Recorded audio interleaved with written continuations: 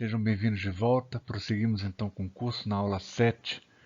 Então nós vamos abordar nessa aula de hoje eu vou continuar falando do tensor campo eletromagnético que eu comentei na aula passada, mas muito rapidamente. Agora a gente vai falar um pouco mais e falar dos invariantes escalares, pouca coisa, rapidamente, e falar sobre as transformações, então, entre os referenciais, né, do campo eletromagnético, né, do tensor. E vamos dar um exemplo. Então, essa aula de hoje seria assim, ela pode ser vista assim como uma combinação, né? Eu acho que o aspecto assim, talvez mais importante, mais útil desse curso ele está mais ou menos sintetizado aqui nessa aula de hoje. Né? Eu acho que o que é muito interessante, o que é muito importante aqui, então é ressaltar bem a natureza tensorial, né, do campo eletromagnético, não apenas de um vetor campo elétrico, um vetor campo magnético, mas essas duas quantidades elas fazem parte de um objeto mais genérico, que é o tensor. E como tal, né, o tensor aí envolve aquela quantidade que ela é covariante, né, quer dizer, você tem as componentes, elas variam de tal maneira que os intervalos, né, seja da velocidade da luz, por exemplo, né, ele é um invariante, é o mesmo para todos os referenciais inerciais. Então, esse tensor ele tem as suas regras de transformação. Assim como o quadro vetor tem a sua lei de transformação, né? Por intermédio daquela matriz de transformação de Lorentz, que nós vimos ainda mais lá para o início. Então, esse tensor ele vai ter também. Né? No caso aqui, você tem um tensor de rank 2. Então, a gente vou falar mais disso nessa aula. Nós vimos então na aula passada, né, que esse objeto aqui a gente deu o nome de tensor eletromagnético ou tensor campo eletromagnético. É isso aqui. Mais uma vez, né, você vai encontrar definições diferentes nos livros, né? Isso sem falar, uma coisa que eu não cheguei a colocar aqui, eu não vou mudar de slide, senão vai dar problema. Isso sem falar porque aqui o livro do Landau, né, ele está usando as unidades gaussianas.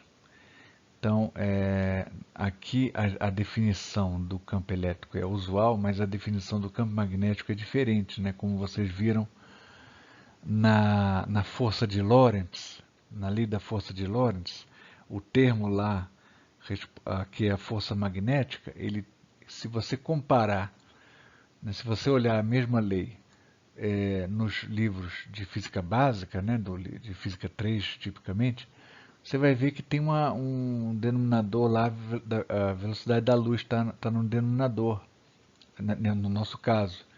E nos livros padrão de física 3, essa velocidade da luz no denominador não aparece. Isso é uma maneira de você definir o campo magnético, só isso. Tá? Então, quer dizer, existe uma liberdade aí de definição. Essa não é uma liberdade de calibre, né? Não é a simetria de gauge, não tem nada a ver, porque uma vez que você definiu, uma vez que a gente define o campo magnético dessa maneira, né, daí em diante você não tem mais a liberdade de calibre, ela se encontra nos potenciais, né? E a diferença no caso da simetria de gauge é que mesmo que você, uma vez já definido, de certa maneira, o campo magnético, o campo elétrico e os potenciais, aí, mesmo após essas quantidades serem definidas, o potencial vetor e o potencial elétrico, eles apresentam ainda uma liberdade que permanece, né? Uma arbitrariedade, uma ambiguidade, se você quiser chamar assim, que ela ainda permanece. Mas aqui a gente existe uma liberdade de definição do campo magnético, até do campo elétrico, mas uma vez você escolhido o campo elétrico e o campo magnético, acabou. A liberdade ela desaparece, né? Essa que é a diferença para a simetria de gauge. Bom, então vamos calcular as componentes desse tensor, como a gente definiu na aula passada, né?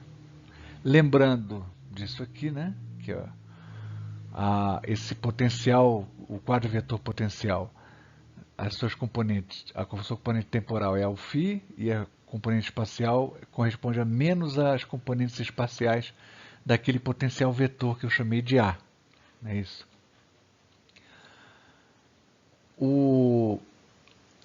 Então bom, aí isso aí é exercício direto, né? Você toma aqui o índice μ como sendo igual a zero, aí você vai aparecer o zero aqui e o zero aqui, como está aqui, né? Zero aqui, zero aqui.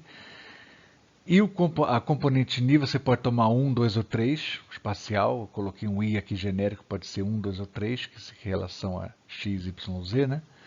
E isso corresponde ao que isso é? Isso aqui é 1 sobre c derivada em relação ao tempo, né, da componente espacial do A, menos o gradiente de φ, que é a própria definição do campo elétrico. Tá certo? Definição do campo elétrico.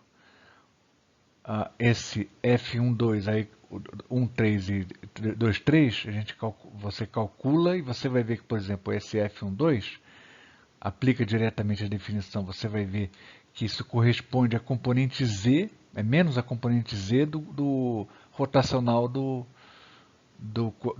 potencial vetor A.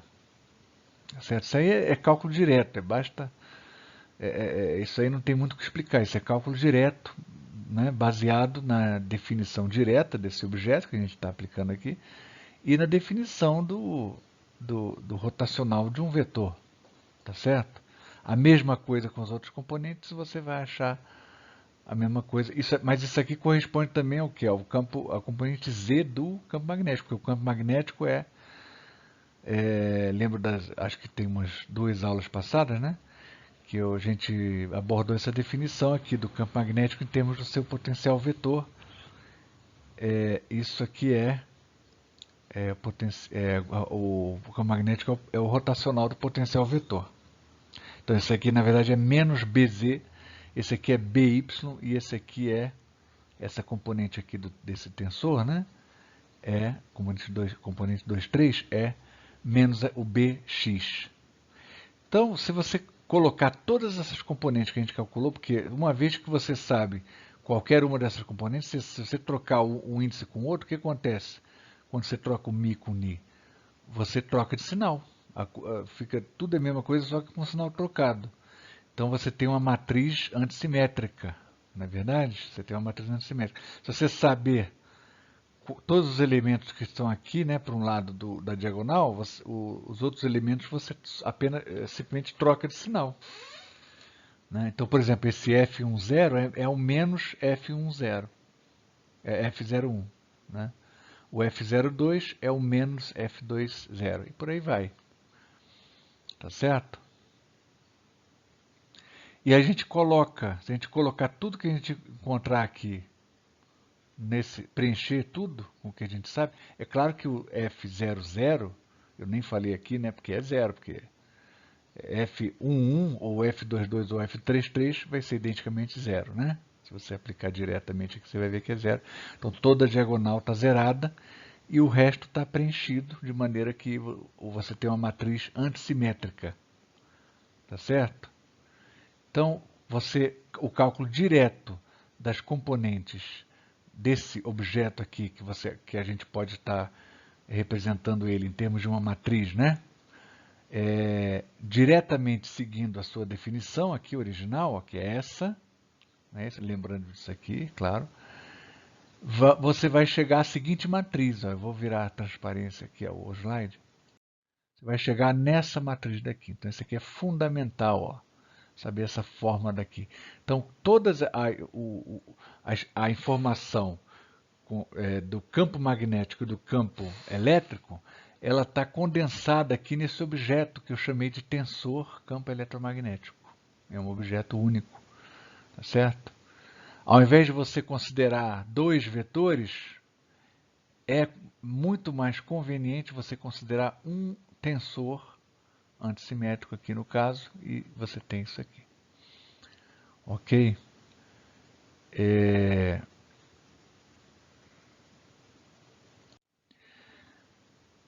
É claro que se eu posso escrever com subir os dois índices, né, de F-min. Se você subir esses dois índices, você vai ter esse outro objeto aqui que é diferente, né? Olha só, mudou aqui os sinais. Por quê?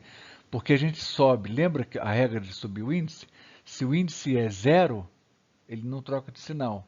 Mas se ele é espacial, aí troca de sinal. Se você seguir essa regra, aí você vai ter, né, por exemplo, aqui, né? Aqui você tem esses, tanto nessa linha daqui, ó, que isso aqui você tem um índice misturado, zero e o outro índice espacial. Então ele trocou de sinal, tá? Tanto aqui quanto aqui.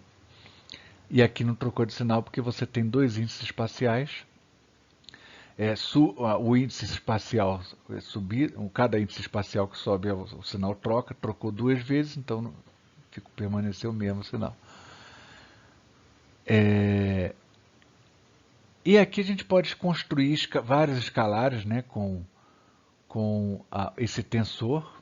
Né? Então quais são as funções, por exemplo, escalares de funções do campo eletromagnético que são escalares? Né? Por exemplo, esse traço aqui que é zero é uma função escalar, só que é trivial porque é zero, né? O traço é sempre zero, então ele vai ser zero sempre, até porque isso é um escalar de Lorentz, mas mas aí não tem utilidade prática.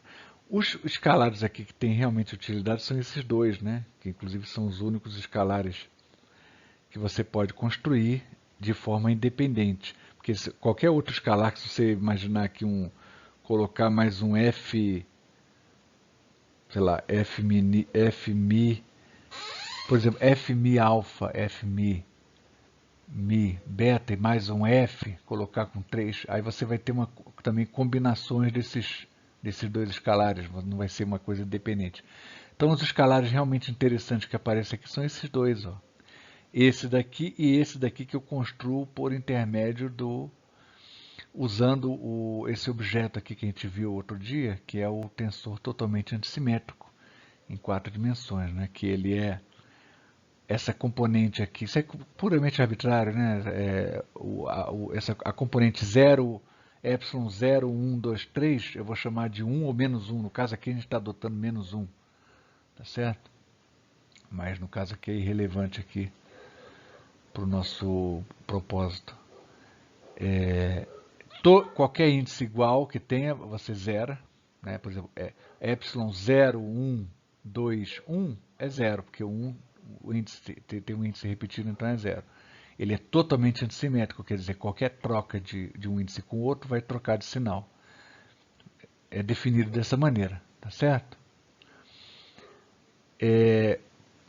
Esse objeto aqui, ó, que eu construo usando fazendo essa contração aqui de dois índices com o tensor, os índices do tensor eletromagnético, eu vou obter com isso um objeto que ele vai ter o índice alfa e beta. Então eu chamei ele de como se fosse um F modificado, né? O tensor eletromagnético modificado, né? Também as pessoas costumam também chamar de tensor dual do campo eletromagnético. E o interessante aqui é que se você aplicar explicitamente, calcular cada componente por componente, né, desse objeto, por exemplo, esse F modificado aqui, 0,1, significa 0,1, epsilon 0,1, aqui não pode ter, aqui vai somando, ó, soma todos de 0 até 3, só que qualquer 0 e 1 que aparece aqui vai anular.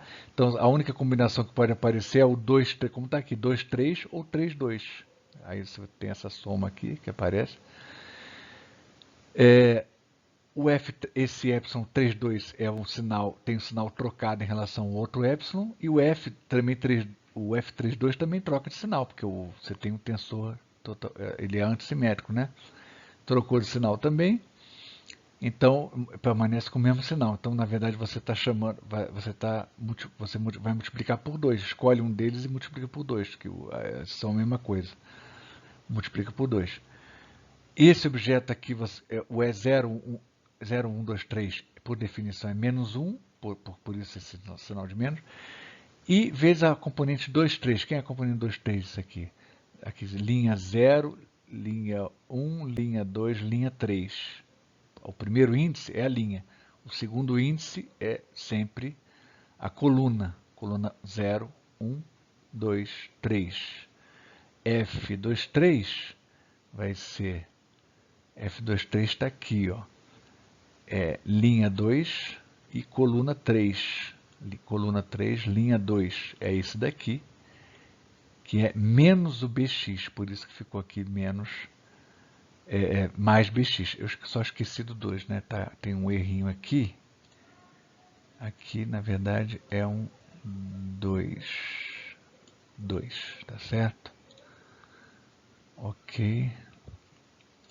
Ok? Tem um errinho aqui, 2BX. E por aí vai. Isso é uma componente 0,1. E as outras? Aplicação direta da definição, aí você vai chegar nessa matriz aqui. Toda multiplicada por 2, né? Evidentemente. Toda multiplicada por 2. Então você tem isso aqui, ó.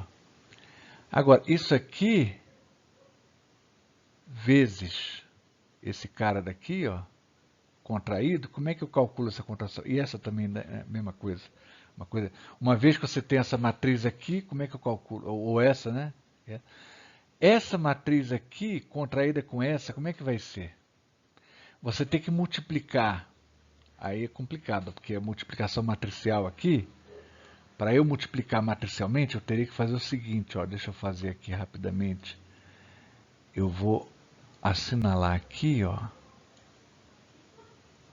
Isso aqui é importante para a gente poder resolver exemplo concreto de você achar o campo eletromagnético no referencial e comparar com o campo eletromagnético em um outro referencial inercial. Ni, e aqui o F, é muito difícil fazer aqui, F, Ni, vamos colocar aqui o alfa, opa, alfa, Ni alfa. Esse objeto aqui, ó, que vocês estão vendo aqui, esse objeto aqui, tá vendo que eu escrevi aqui? Isso aqui é um produto matricial é essa matriz multiplicada por essa matriz. Tá certo? Você tem uma componente genérica Mi, seria a linha dela, e a coluna alfa. O elemento genérico qualquer do produto de matrizes, dessa matriz por essa, o elemento genérico Mi alfa, ele está aqui, está representado aqui. Você tem apenas essa contração, ó. A coluna da primeira matriz vai se transformar, se combinar com a linha, vai se emparelhar, né, exatamente com a linha da outra matriz, de maneira que você vai ter a soma, e essa é a lei de como você calcula produto matricial, um produto de uma matriz pela outra. Não é isso? Agora, uma vez que você calculou o produto matricial, essa matriz vezes essa, você obtém isso. Isso que você vai obter, né? Essa quantidade. Você vai obter uma matriz cujos elementos estão aqui. Essa quantidade. Essa matriz daqui, isso aqui é uma matriz, né? Aí você toma o traço dessa matriz, tá vendo? Você vai tomar o traço. O que é tomar o traço da matriz? Aliás, perdão, antes de tomar o traço, você vai ter que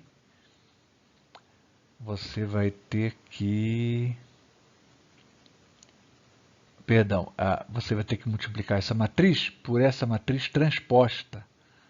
transposta, tá vendo? Troquei o Mi com o Ni, troquei aqui os dois índices. Onde é linha passa a ser coluna, onde é coluna passa a ser linha. Aí eu vou ter esse produto matricial aqui, ó. Então, como é que eu calculo? Então, ó, resumindo, como é que eu vou calcular esse objeto aqui, ó? Como é que eu vou calcular esse objeto? Você pode fazer diretamente com os índices, contrai tudo, vai somando, você vai encontrar isso aqui, ou pode fazer da maneira mais fácil que é feita, apesar de não parecer tão fácil, mas é a maneira que é mais fácil, que é a matricial. Como é que você calcula isso aqui? Você pega essa matriz e pega essa matriz. Essa matriz aqui você calcula a transposta dela. Então, multiplica essa matriz pela transposta dessa matriz aqui. Aí você vai obter isso. Quando você faz isso, tá certo? Na verdade, você vai obter com trocado, né? Você vai obter isso aqui, né? Na verdade, você vai obter e... opa, perdão. Aí você vai obter isso aqui, ó. Alfa Ni. Tá certo? Você vai obter isso. Então, quando você pega essa matriz e multiplica ela pela transposta dessa matriz, você vai obter isso aqui. Você vai obter essa quantidade. E aí, ou seja, você vai obter uma matriz. Essa matriz que você obtiver, que você obtém pela multiplicação dessa matriz pela transposta essa matriz, você calcula o traço dela. Porque quando você calcular o traço dessa matriz, o que é o traço dela? É a mesma, os elementos da diagonal, que mesmo coluna igual a linha igual a coluna, elementos da diagonal, todos somados. Você toma o traço dela. O traço dela vai dar isso aqui. Acabou. Então, isso aqui, você vai obter essa quantidade assim. Essa matriz você multiplica pela transposta dessa e calcula o traço do resultado. Da matriz resultante que você obter, você calcula o traço. Aí você vai obter essa quantidade aqui, ó. Conta direta. Tenta fazer essa conta. E essa aqui, essa outra conta, a mesma coisa. Essa matriz aqui está aqui, né? Você faz a multiplicação matricial pela transposta dessa matriz. Você pega essa matriz, multiplica pela matriz transposta dessa e calcula o traço. Mesma coisa, você vai obter isso aqui. Tá certo? Vai obter isso aqui. Então, essas quantidades são dois invariantes. E isso pode ser bastante útil, o conhecimento desses dois invariantes pode ser útil para calcular, para resolver, para auxiliar, né, ilustrar várias soluções, vai te auxiliar em vários problemas práticos. Né? Por exemplo, quando eu tenho um referencial o campo elétrico perpendicular ao campo magnético, que é, por exemplo, um referencial típico em que você tem uma propagação de ondas eletromagnéticas, né, no vácuo. Então, se você passa para qualquer outro referencial, você vai ter esse mesmo comportamento. Então, o campo escalar, esse produto escalar aqui, como ele é um invariante, então ele é zero no referencial, então tem que permanecer zero no outro referencial, entendeu?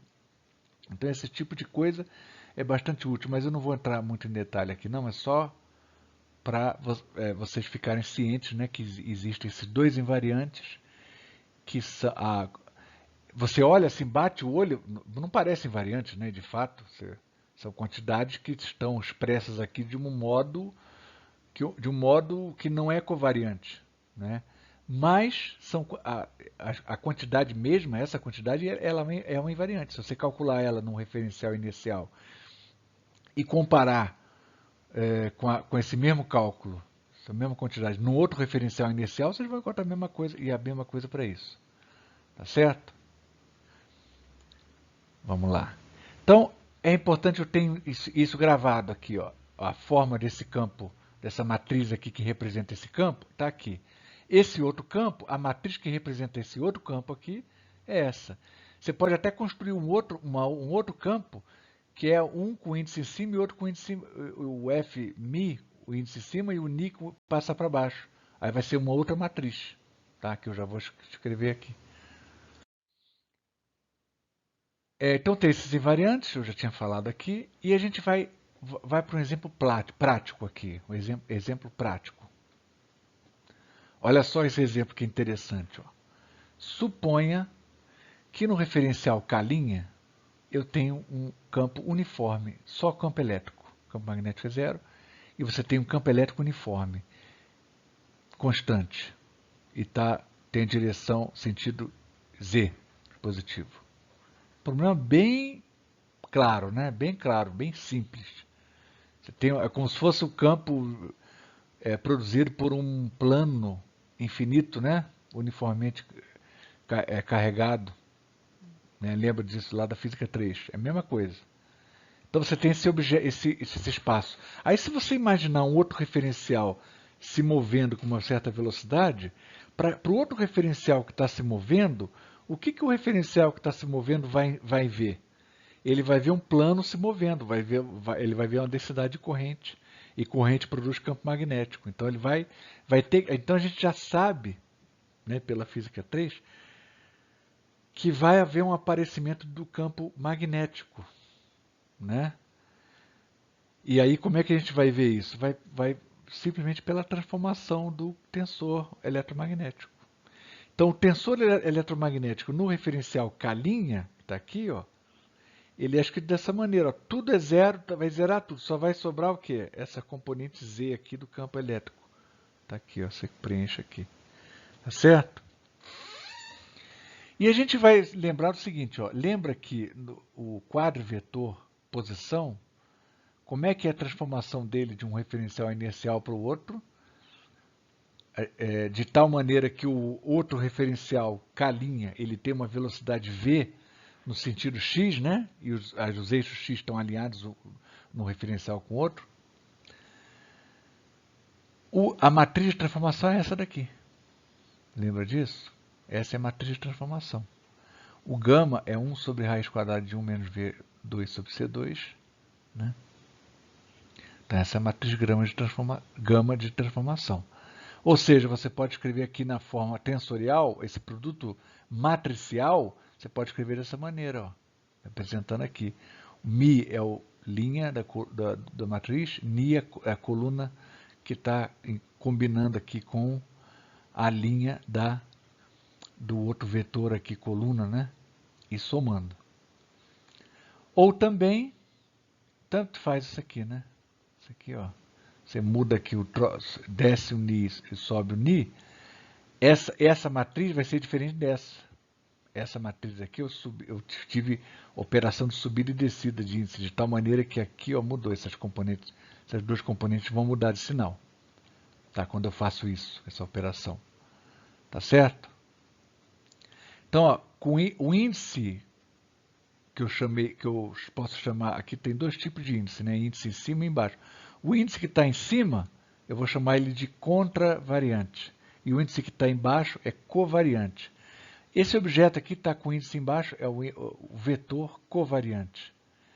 A transformação desse vetor, como é que eu escrevo ele no referencial K, tendo ele originalmente no referencial K', né? Como é que é a lei de transformação? A lei de transformação está aqui, ó. Sendo que essa matriz é diferente dessa. É uma matriz modificada, porque eu subi desse índice. Então, eu até deveria ter colocado alguma símbolo aqui, como eu coloquei aqui embaixo, né?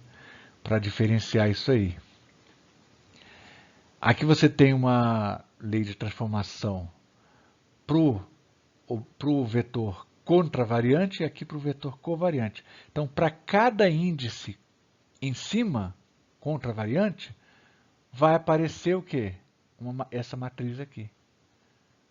Essa matriz aqui. Para cada índice covariante, ou embaixo, aí vai aparecer uma outra matriz modificada. Uma matriz modificada, que vai ser, na verdade, que coincide com a matriz inversa, né? Na verdade.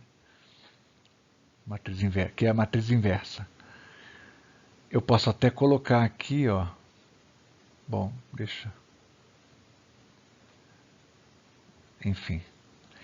Mas de modo geral, então de modo geral, o que eu acabei de falar, né? Um objeto qualquer que tem um índice, você tem um índice em cima, então você usa essa matriz aqui do jeito que a gente já conhece aqui, né?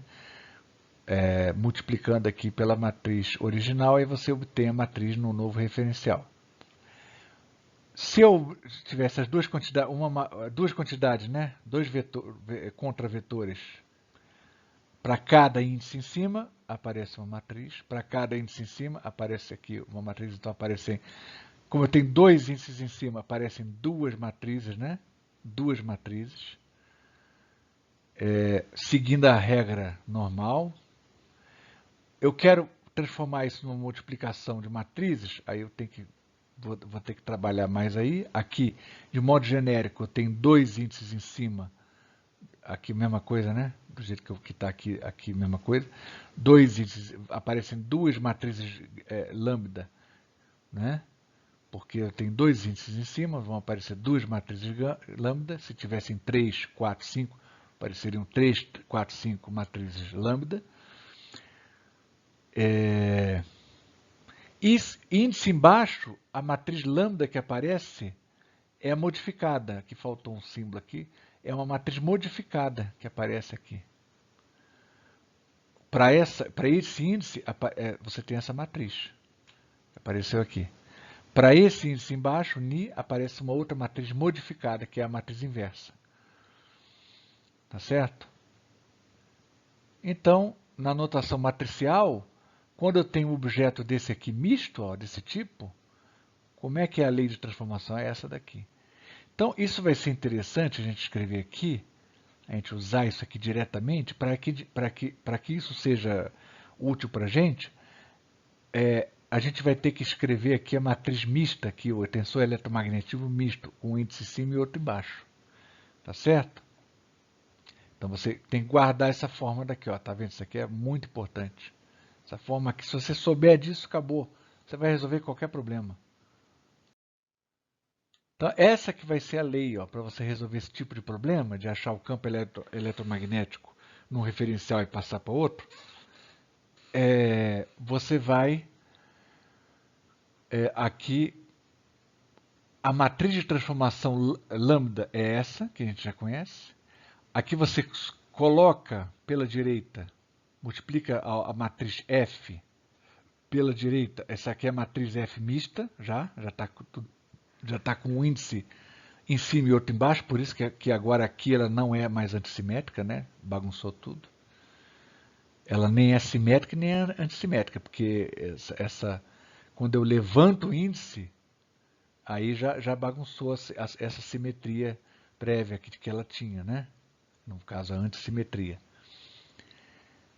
Então, esse aqui é o tensor. Você pega o tensor eletromagnético na forma mista e representa ele matricialmente, está aqui a representação dele.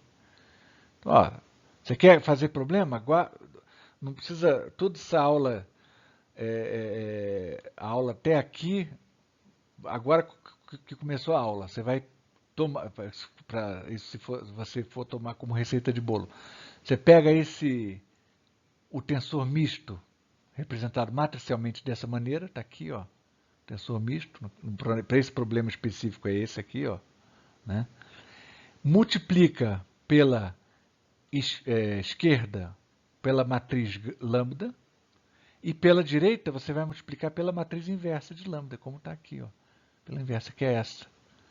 Então você vai obter isso aqui, claro, né? Um referencial, ele tem uma velocidade no eixo, direcionada ao eixo x, né? Eu vou colocar aqui, ó. Eu acho que vale a pena eu fazer aqui, ó. Eu esqueci de colocar x e x. Aqui é a matriz, aqui o referencial K'. K'. E outra coisa, os eixos estão alinhados, isso é importante mencionar. O eixo X está alinhado com X', isso é importante, tá? Senão, se você não tem esse alinhamento, tem que fazer antes. Senão você não vai ser difícil, muito mais difícil de resolver. Então você tem aqui um referencial K e um referencial K', E eu fiz aqui, não. E o referencial K', ele tem uma velocidade V. Ele tem uma velocidade V. Tá certo? Então a velocidade V está alinhada com o X', que também está alinhada com o X. Então esse K' tem essa velocidade. Para essa situação, como é que o campo, que o tensor campo eletromagnético, como é que desse referencial aqui, visto por esse referencial, vai ser obtido em termos do tensor campo eletromagnético visto pelo outro referencial. Esse que é o problema prático. Então essa que é a receita. Você faz esse sanduíche aqui, ó, tá? Você coloca aqui o campo eletromagnético linha, no referencial K' aqui no meio, e com isso você obtém o campo eletromagnético no referencial K, que é isso daqui, ó. Aqui eu fiz essa multiplicação aqui primeiro, depois, aí essa aqui está aqui designado, né? Aqui na verdade é o gama inverso, né? Que eu esqueci, é o gama inverso. Aqui está, é o transposto só, esse aqui é o inverso. E o resultado dessa multiplicação finalmente vai ser esse tensor aqui. Ou seja, o vetor campo elétrico só tem essas duas componentes aqui, ó.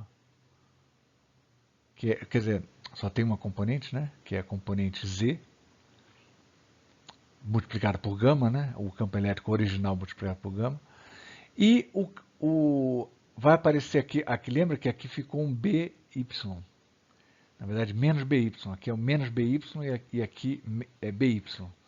Então, BY é a componente Y do campo magnético, que vai ser dado por isso aqui. Tá certo? Vai ser dado por isso aqui. Se você comparar aqui, é claro que se você corrigir para a notação para física, na sua convenção lá que a gente viu nos livros de física 3, né? O campo magnético não tem esse C no denominador. Então você tira esse C do denominador. Coloca o campo elétrico produzido, que é, no caso de um produzido por um plano infinito, é sigma sobre epsilon zero, né? Por exemplo. Aí você vai ver que sigma V sobre epsilon zero, isso aí seria... não, esse C aqui é importante aqui, né? Porque aí vai relacionar com mi zero, vai aparecer o mi zero. De tal maneira que o campo magnético que aparece aqui é o campo magnético que você vai observar num problema em que você tem uma densidade de corrente que seria um plano em movimento uniforme. Vai aparecer exatamente com essa orientação aqui. Vocês podem verificar. Tá certo? Então, sem resolver esse problema do plano, no plano de carregado, uniformemente carregado em movimento, sem usar a equação de Ampère, a equação do campo, do campo magnético, né?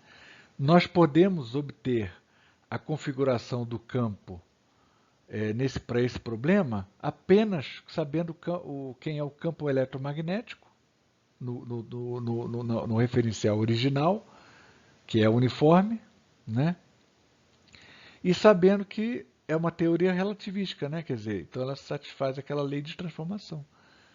Tá certo? Então esse esquema de transformação do meu tensor, de um referencial para o outro, usando aquelas uma matriz lambda pela esquerda e a matriz inversa lambda pela direita,